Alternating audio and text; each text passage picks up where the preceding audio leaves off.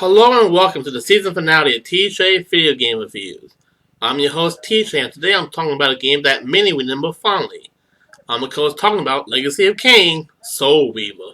Legacy of Kain Soul Reaver is an action offensive game developed by Crystal Dynamics and published by Eidos Interactive and released for the Sony PlayStation in North America on August 16, 1999. It stars YSIL as he suffers a terrible fate and comes back from the dead to exact revenge on those who wronged him. Without further ado, this is Legacy of Kain Soul Reaver.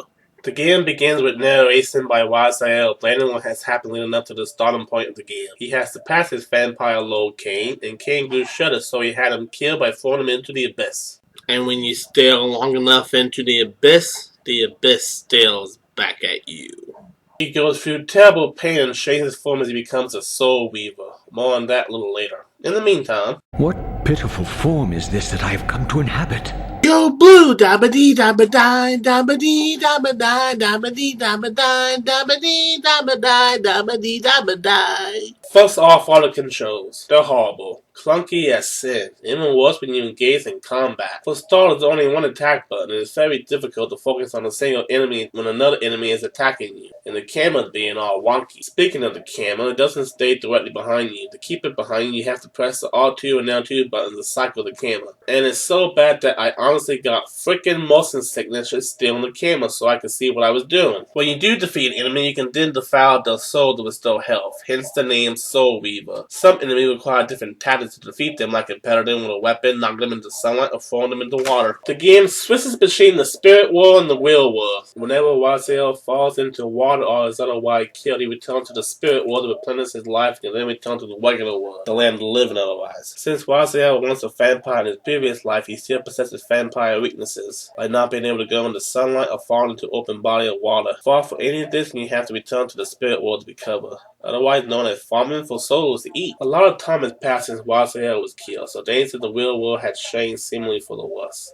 The whole purpose is to get revenge on Kain, the vampire lord that killed you. You can collect various weapons later in the game. For vampire enemies, you can't just beat them into submission. You have to either impale them with a weapon or knock them into otherwise vampire weaknesses. Seeing that the game was created by the same people who gave us Tomb Raider, there are some puzzles in the game you have to solve to advance. Some involving a block which you can carry effortlessly around the area in order to figure out where it goes, and other such puzzles. Story-wise, it's pretty solid, a classic revenge tale, and the lore is interesting to see being blamed through YSL as he travels through the material world and see the changes to his world that has happened since he was reborn in the spirit world. In some instances, it's almost sad seeing his realization of how much has changed in the world. Graphics are decent for PlayStation 1s. You know what everything is right away. You can tell your character apart from the rest of the scenery rather easily. Nothing blends in or bleeds out, and while it is dated in some senses, if you're used to the old style graphics of PS1, it isn't the worst thing you could be looking at. The music also sets the mood of the game right away, and it's a treat to listen to. It doesn't pick up during a battle or cease when the battle is over.